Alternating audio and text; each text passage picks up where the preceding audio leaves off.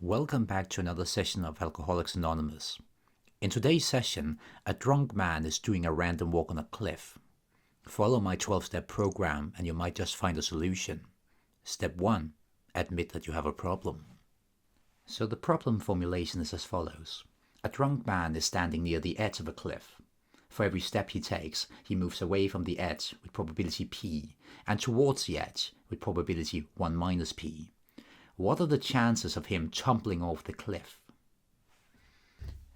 You may have seen this problem before and yet not be fully mindful of it. In particular, you should know that there are other problem formulations, including the gambler's ruin, which goes as follows. If a stock goes up a certain amount with probability p and down the same amount with probability 1 minus p, what is the chance the stock at some point will be worthless? If you want to have a go at solving this problem, please pause the video now. Otherwise, do continue watching. So let's start by sketching the situation. We have a cliff which starts at 0 and goes up to infinity, 0 being the edge, and the drunkard is standing some k steps away from the edge of the cliff. He's moving away from the edge with probability p and towards the edge with probability 1 minus p. Now in practice, we're going to let the upper boundary be n and let that tend towards infinity, simply for ease of computation. Now define the following quantities of interest. X sub I is the drunkard's position at step I, or alternatively time I.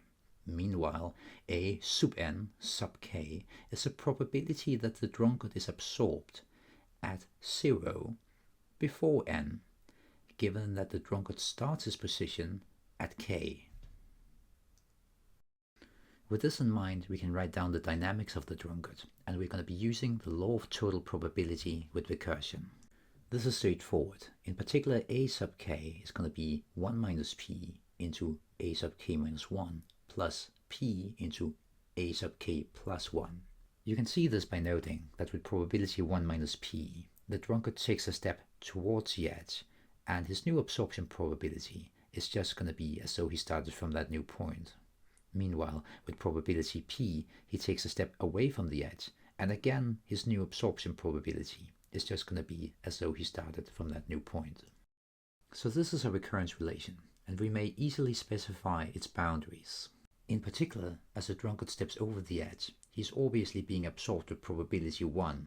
Meanwhile, at the artificial safety point n, the drunkard is being absorbed at 0 with probability 0. With this in mind, let's write down the characteristic polynomial of the recurrence problem and solve it. We have p into alpha squared minus alpha plus 1 minus p equals 0. The p comes from the k plus 1 term, the minus 1 from the k term, and the 1 minus p from the k minus 1 term. Solving for alpha amounts to invoking the quadratic formula, which I'll write here for completeness.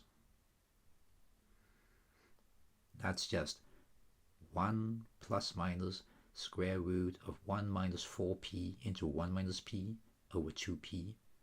And again, that's 1 plus minus 2p minus 1 squared divided by 2p. And that's just 1 over 2p plus minus 2p minus 1 divided by 2p. The solutions are therefore 1 or 1 minus p divided by p, depending on whether we consider the positive or negative solution. Let's call these two solutions alpha plus and alpha minus.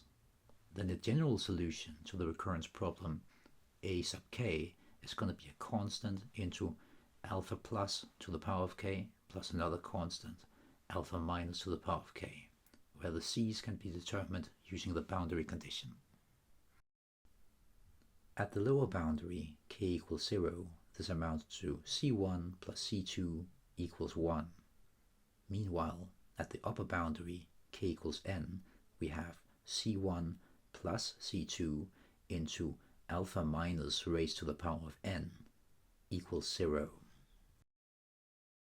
Subtracting the first from the second expression, we have the following.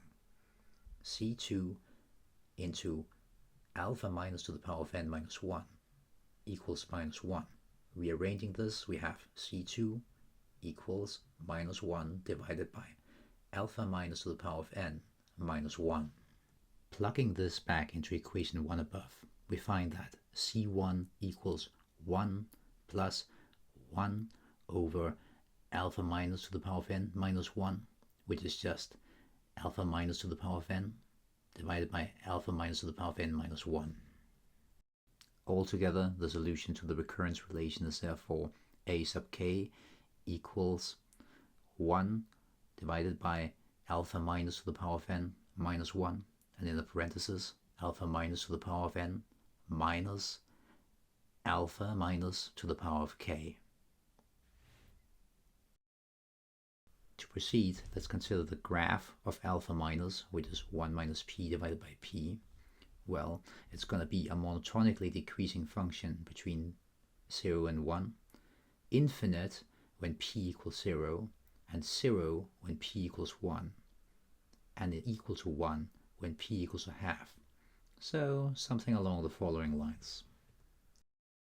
From this we readily deduce that alpha minus to the power of n converges to 0 for p greater than a half, and alpha minus to the power of n converges to infinity for p less than a half, obviously as n tends towards infinity.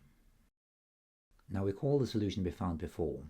A sub k is going to be 1 divided by alpha minus to the power of n minus 1, in parentheses alpha minus to the power of n minus alpha minus to the power of k. Consider p greater than a half. Well, a sub k in the infinite limit is going to be the limit as n tends towards infinity of a sub k n equals alpha minus to the power of k, which is 1 minus p divided by p raised to the power of k. Meanwhile, for p less than a half, we have that a sub k is going to be the limit as n tends towards infinity of 1 divided by 1 minus 1 over alpha minus to the power of n minus alpha minus to the power of k, alpha minus to the power of n minus 1, which is just going to be 1. So there you have it. When p is greater than a half, the drunkard has some probability of escaping towards infinity. Meanwhile, when p is less than a half, the drunkard will eventually stumble off the cliff. The first case is particularly interesting. Notice that when p equals 2/3, and the drunkard is just a single step away from the edge of the cliff, then his probability of survival is going to be a half. To reiterate, a sub k in the infinite limit is going to be 1 when p is less than a half, and it's going to be 1 minus p divided by p raised to the power of k when p is greater than a half. So what happens when p equals a half? Well, in this case we have a repeated root, which is 1. So a sub k is just going to be a constant plus another constant multiplied by k. As always, the boundaries determine the constants. In particular, at the lower boundary, we're going to have that c1 plus c2 multiplied by 0 is going to be 1, and at the upper boundary, c1 plus c2 multiplied by n is going to be 0. Solving these simultaneous equations, we find that c1 is 1 and that c2 equals minus 1 divided by n. Altogether, in the infinite limit, the absorption probability is just going to be 1 for p equals a half. So there you have it. The next time you intoxicate yourself to the point of following a random walk and decide to take a stroll down the old cliff, well, you better know your stepwise probabilities. Till then, drink safely.